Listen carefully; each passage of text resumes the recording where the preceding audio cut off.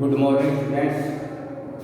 हम पढ़ रहे थे आवर्तविधि पादपों में गणन। इसमें आवर्तविधि पादपों में गणन जीव विज्ञान आवर्तविधि पादपों में गणन अलैंगिक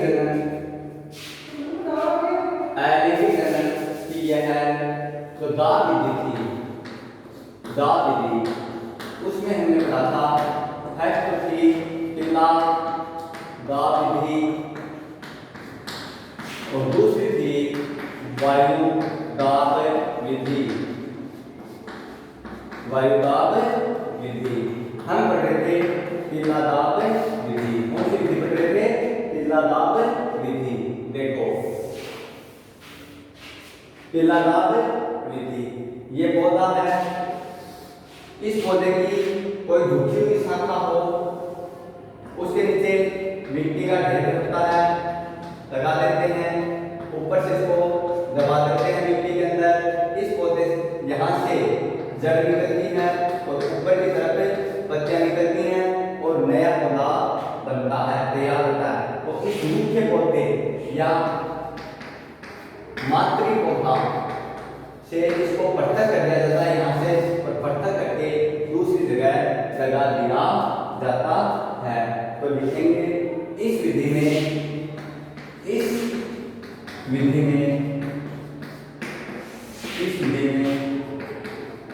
मातृ पौधे की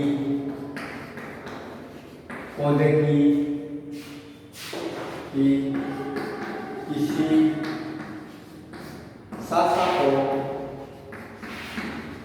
को झुकाकर मिट्टी में दबा दिया जाता है,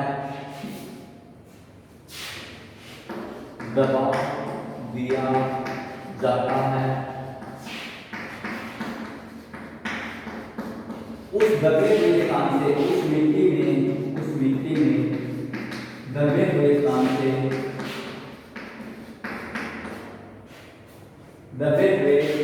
स्थान से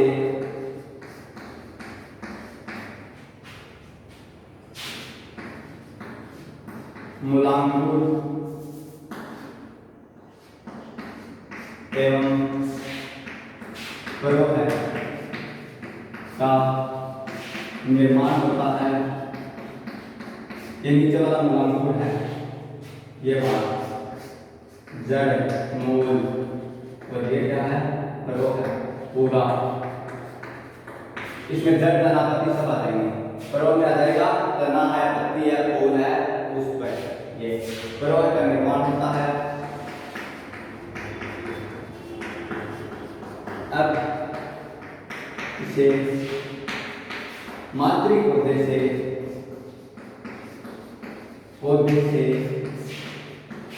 पृथक करके अन्य स्थान पर लगा दिया जाता है, पृथक करके अन्य स्थान पर लगा दिया जाता है।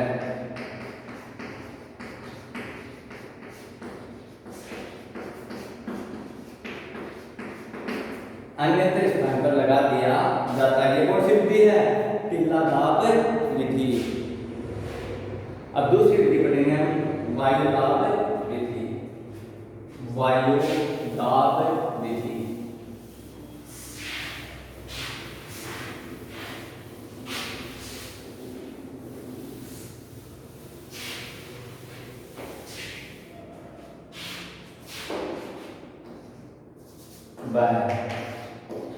दाह विधि के लिए वायु दाह विधि।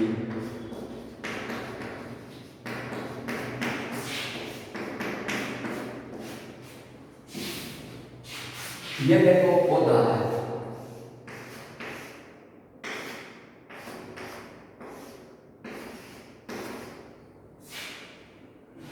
इसकी ये शाखा है और ये शाखा है।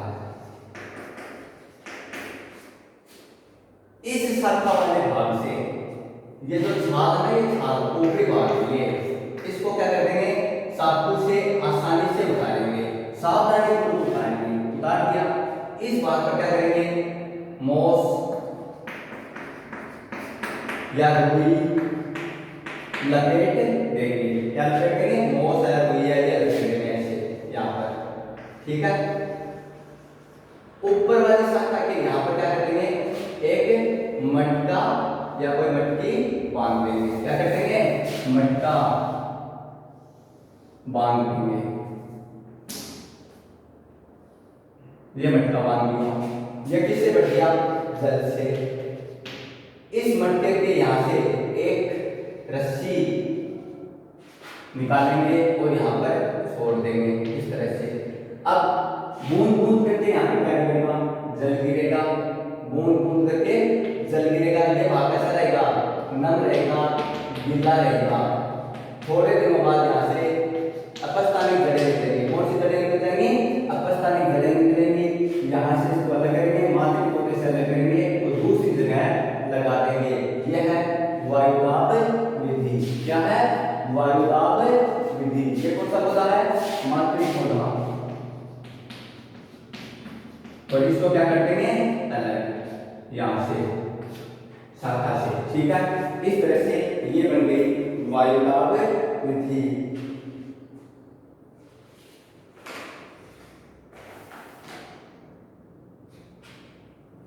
इस विधि का प्रयोग, इस विधि का प्रयोग उन वृक्षों में किया जाता है, उन वृक्षों में किया जाता है जिनकी शाखाएं मोटी होती हैं,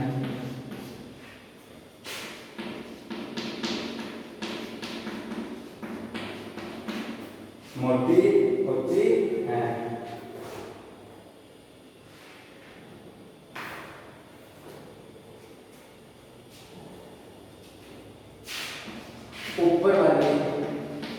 ऊपर वाली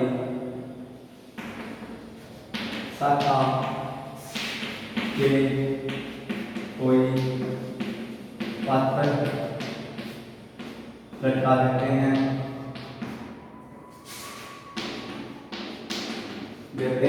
तथा पेंटिंग छिद्र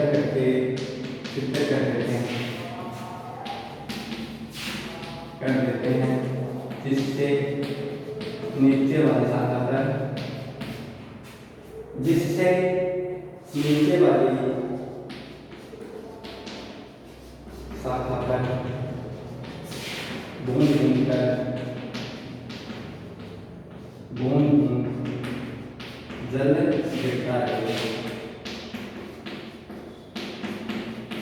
गिरता है और नीचे वाली शाखा, नीचे वाली शाखा की ऊपरी छाल को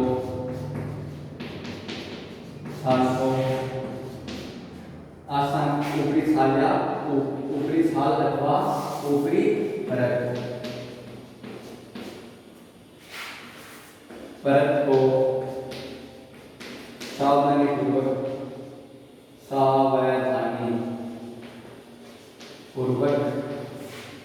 उतारते हैं, सावधानी पूर्वक उतारते हैं।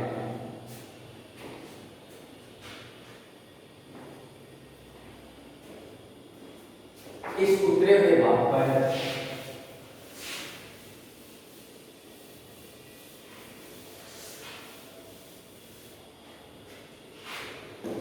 इस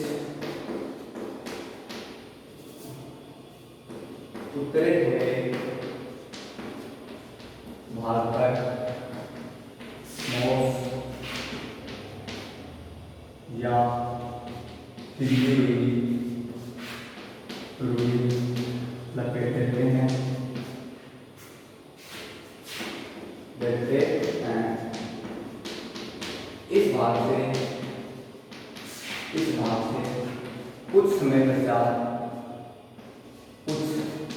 समय पश्चात अपस्थानिक घटना निकलती हैं, अपस्थानिक जड़ें निकलती हैं,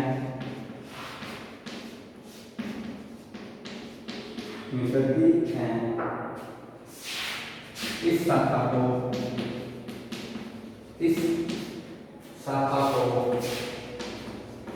मातृ पौधे से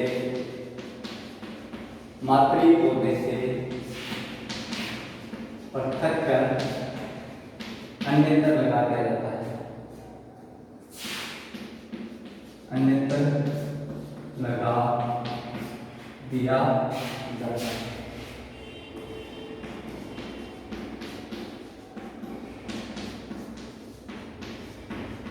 अन्यत्र लगा दिया जाता है। ये कौन सी विधि है? वायुदाब विधि। कौन सी विधि है? वायुदाब विधि। अब अपन पढ़ेंगे रोपण। क्या पढ़ेंगे? रोपण।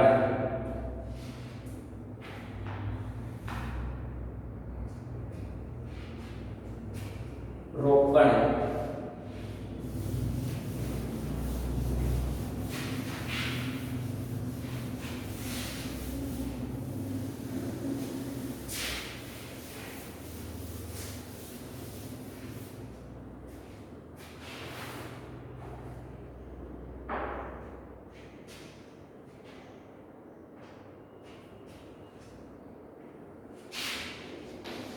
रोपण इस विधि में पहले देखो, ये निम्न श्रेणी का पादप है। कैसा है? निम्न श्रेणी का पादप। और ये उच्च श्रेणी का पादप, उच्च श्रेणी का पादप। लेकिन ये पादप अपने यहाँ पर मान लो निम्न श्रेणी की जो भूमि है या कोई विशेष प्रकार की भूमि है उसमें नहीं उग सकता, तो क्या करेंगे? इस पादप के भाग को मान लो इतना भाग इसका काट दिया और इस पौधे के ऊपर लगा देंगे इसको। यहाँ से कोई वी शेप है, कोई टी शेप है, ये वी आकृति है, टी आकृति है, इन आकृतियों में यहाँ इसके ऊपर लगा देंगे और यहाँ से बांध देंगे। कुछ समय पश्चात क्या होगा कि इस पौधे वाली शाखाएं ऊपर से फूटना प्रारंभ हो जाएंगी या पत्तियां वगैरह से निकलना प्रारंभ हो जाएंगी और इस तरह से नए या उन श्रेणी के गुणों वाले पौधे का निर्माण होता है, जिसको बोलते हैं कलमी पादप। क्या बोलते हैं? कलमी पादप। और जो ये बांधते हैं ये बोलते हैं कलम। क्या बोलते हैं? कलम। तो इस विधि के द्वारा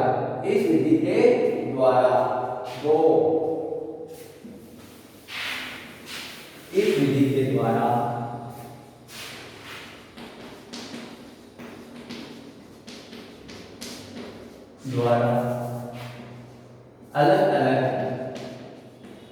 अलग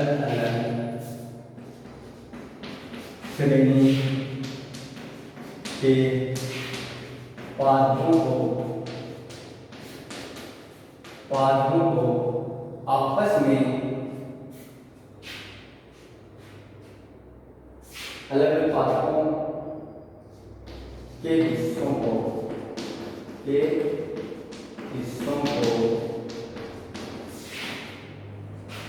आपस में संयुक्त करके वांछित गुणों वाला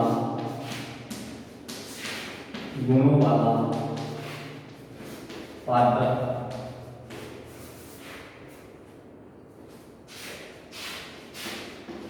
तैयार करने की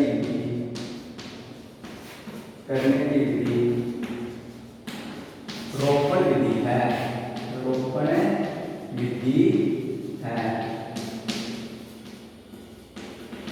रोपण विधि है।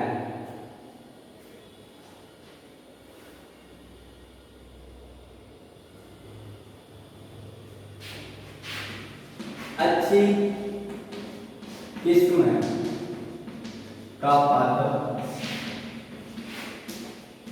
कलम कहलाता है, कलम कहलाता है। अच्छी किस्म का पादप क्या कहलाता है? कलम कहलाता है। अच्छी किस्म का पादप कलम कहलाता है।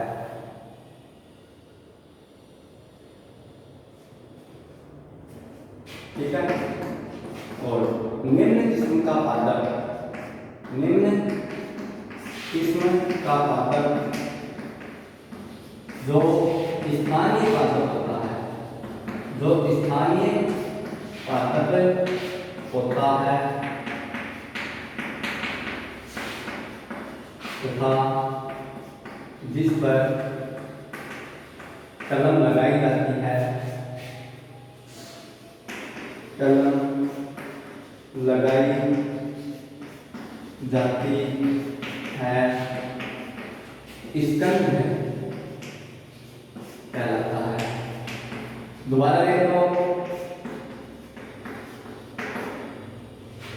ये निम्न श्रेणी का पादप है। कहाँ का है? निम्न श्रेणी का। ये पौधा झुंझुनू का है, स्थानीय वाली हुआ झुंझुनू का है, निम्न श्रेणी का है, तो ये क्या है? स्कंद है। ये उच्च श्रेणी का पादप है, उच्च श्रेणी का। ठीक है, उच्च श्रेणी का पादप है, तो इसको क्या बोलेंगे? कलम कहेंगे। क्या कहेंगे? कलम। उच्च श्रेणी का पादप है, एक निम्न श्रेणी का है, निम्न श्रेणी का वो स्कंद कहलाता है, उच्च श्रेणी का पादप क्या कहलाता है? कलम कहलाता है। रोपण की विधियां हैं, जीवारोपण है, खच्चर रोपण है, किरीट रोपण है। ठीक है, कौन कौन सी विधियां इसकी? रोपण की निम्नलिखित विधियां हैं।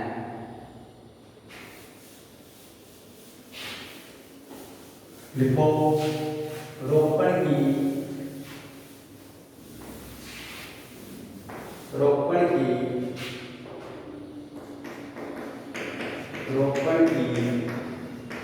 निम्नलिखित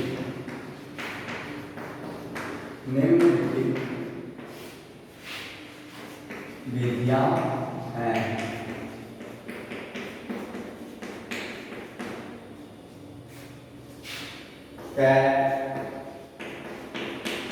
जीवारोपण है, खच्चर रोपण,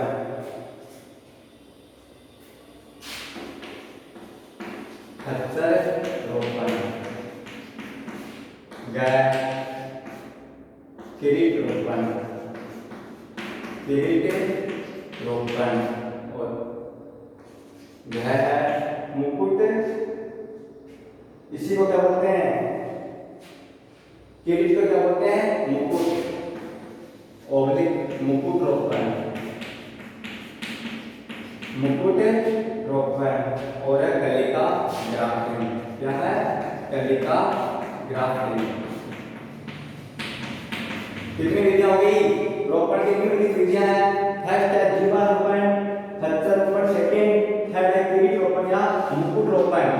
राजा महाराजा का जैसे मुकुट होता था ना, वैसे ये पौधा होगा इस तरह से।